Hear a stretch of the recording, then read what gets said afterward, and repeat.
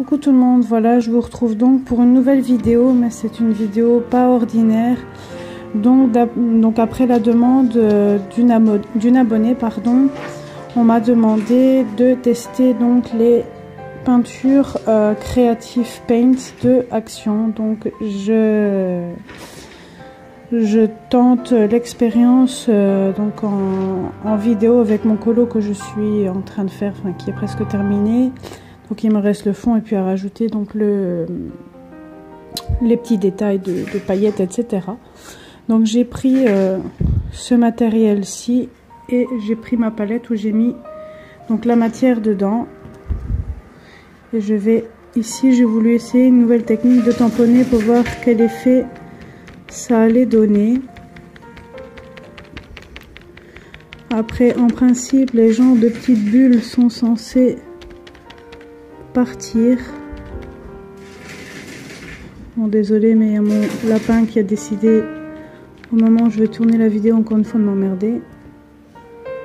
Je vais essayer de pas toucher mon colo parce que ça, c'est les conneries que je fais souvent.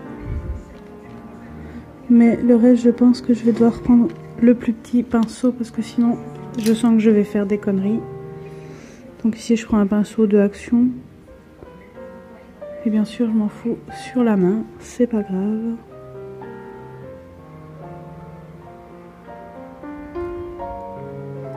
Donc c'est des couleurs métallisées. C'est ça que je les aime beaucoup. Mais je ne suis pas très douée pour étaler la peinture. Quand je l'étale, on voit souvent les traces. Donc si certaines ont l'habitude, n'hésitez pas à me dire en commentaire comment je peux faire pour dire de m'améliorer ou ce qu'il y a un geste à procéder tout simplement. Je vais essayer de récupérer quand même cet effet là parce qu'on ne sait jamais. Je vais essayer d'aller comme ça.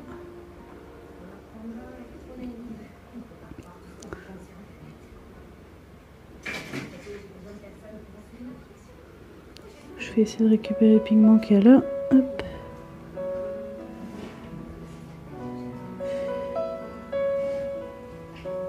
Après, je suis un peu déçue de ma Pocahontas. Je trouve que j'ai fait la peau un peu trop foncée, mais j'ai voulu tester moi-même un combo de moi-même pour voir ce que ça donnait. Mais je trouve que j'aurais dû choisir d'autres couleurs. Après, désolé pour la luminosité, mais il va être bientôt 2 heures dans moins de 40 minutes, donc la luminosité n'est pas tip top.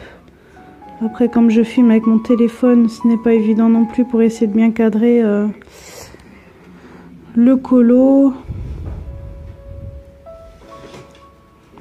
D'ici demain, normalement, je devrais avoir le matériel pour. Si pour ensuite la vidéo ça fonctionne, parce que ça c'est toujours le problème. C'est pour la vidéo. Là, c'est parce que j'avais trouvé une solution sur mon téléphone pour savoir les faire, mais sinon, sur le PC, j'ai galéré, donc c'est ça que j'ai abandonné. Bon, je vais essayer de retamponner avec ça pour voir ce que ça va donner.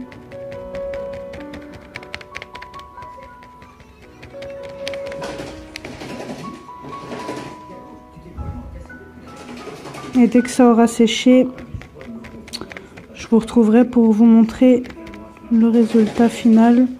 Donc comme vous voyez, je protège quand même l'arrière avec une simple feuille pour pas abîmer quand même le colo de derrière. Bon, je crois que j'ai mis un peu trop de matière. J'espère que quand ça va sécher, ça ne se verra pas.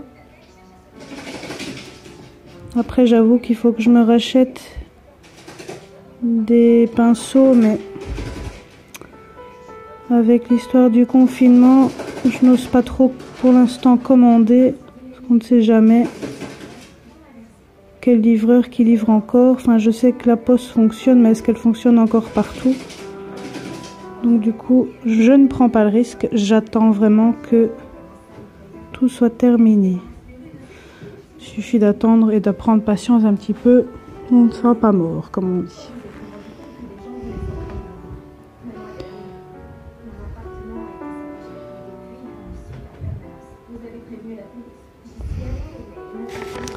Désolée si vous entendez la télé en arrière-fond, mais mon copain regarde la télé et il vient d'aller dans l'armoire, donc c'est ça que vous avez entendu du bruit. Voilà, donc je vais attendre que ça sèche et une fois que ça aura séché, je vous retrouverai pour vous montrer le résultat. A tout de suite. Voilà, je vous retrouve donc après le séchage du colo. Donc comme vous voyez, elle est nickel. Bon, après j'ai finalisé le colo en même temps. J'espère donc que cette petite vidéo vous aura plu, et si vous avez encore d'autres idées de petits colotests que je peux réaliser pour vous, ben n'hésitez pas à me le dire en dessous de la commentaire, oh là là, de la vidéo, et je le ferai, il n'y a pas de souci. Voilà, je vous dis à très bientôt, bisous.